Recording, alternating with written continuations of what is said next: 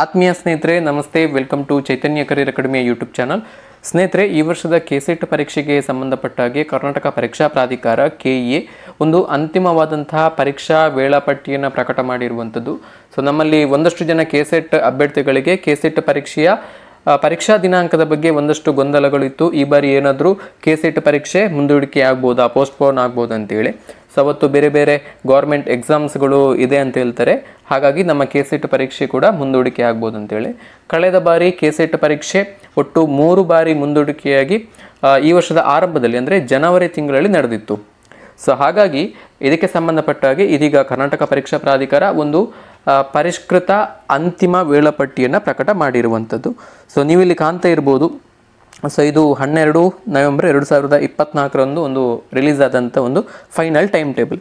So ಇದರಲ್ಲಿ ಬರೀ KSET ಪರೀಕ್ಷೆ ಮಾತ್ರ ಅಲ್ಲದೆ ಕರ್ನಾಟಕ ಪರೀಕ್ಷಾ ಪ್ರಾಧಿಕಾರದಿಂದ ನಡೆಯಲಿಕ್ಕಿರುವಂಥ ಎಲ್ಲ ನೇಮಕಾತಿಗಳ ಸ್ಪರ್ಧಾತ್ಮಕ ಪರೀಕ್ಷೆಗಳ ವೇಳಾಪಟ್ಟಿಯನ್ನು ಕೂಡ ಇಲ್ಲಿ ಕೊಟ್ಟಿರುವಂಥದ್ದು.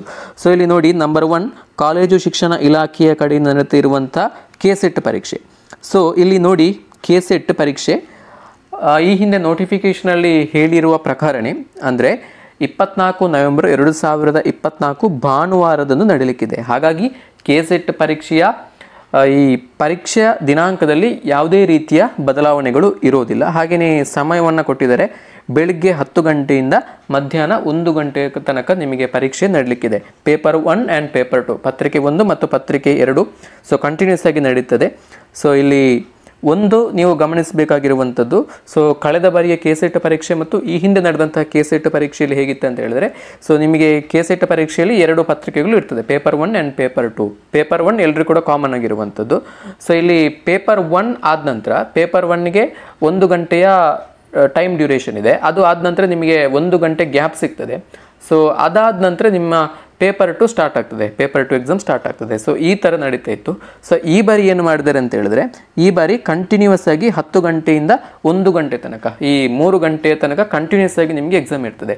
UGC net, CSIR net exam ಯಾವ ಥರ ನಡೀತದೆ, ಸೊ ಅದೇ ರೀತಿ ನಿಮಗೆ 3 ಗಂಟೆಯ ಕಾಲ ಕಂಟಿನ್ಯೂಸ್ ಆಗಿ ಪೇಪರ್ 1 ಆ್ಯಂಡ್ ಪೇಪರ್ 2 ಎಕ್ಸಾಮ್ ಇರ್ತದೆ. ಪೇಪರ್ 1 100 ಮಾರ್ಕ್ಸ್ಗೆ, ಪೇಪರ್ 2 200 ಮಾರ್ಕ್ಸ್ಗೆ. ಇದು ನಿಮ್ಮ ಮೇನ್ ಪೇಪರ್ 2.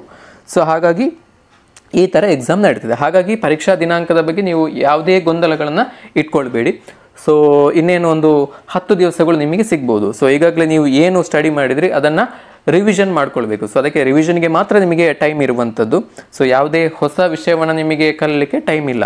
ಸೊ ಹಾಗಾಗಿ ಈ ಟೈಮನ್ನು ನೀವು ಆದಷ್ಟು ಉತ್ತಮವಾಗಿ ಬಳಸಿಕೊಳ್ಳುವಂಥ ಪ್ರಯತ್ನವನ್ನು ಮಾಡಬೇಕು. ಹಾಗಾಗಿ ಕೆಸೆಟ್ ಪರೀಕ್ಷೆ ಪೋಸ್ಟ್ಪೋನ್ ಆಗ್ಬೋದು ಅನ್ನುವಂಥ ಒಂದು ಹೋಪನ್ನು ಇಟ್ಟುಕೊಳ್ಳದೆ ನೀವು ಎಷ್ಟು ಸ್ಟಡಿ ಮಾಡಿದ್ರಿ ಅದನ್ನು ಕರೆಕ್ಟಾಗಿ ರಿವೈಸ್ ಮಾಡಿದರೆ ನೀವು ಖಂಡಿತವಾಗಿ ಕೂಡ ಈ ವರ್ಷದ ಕೆಸೆಟ್ ಪರೀಕ್ಷೆಯಲ್ಲಿ ಯಶಸ್ಸನ್ನು ಗಳಿಸ್ಬೋದು, ಅರ್ಹತೆಯನ್ನು ಗಳಿಸ್ಬೋದು.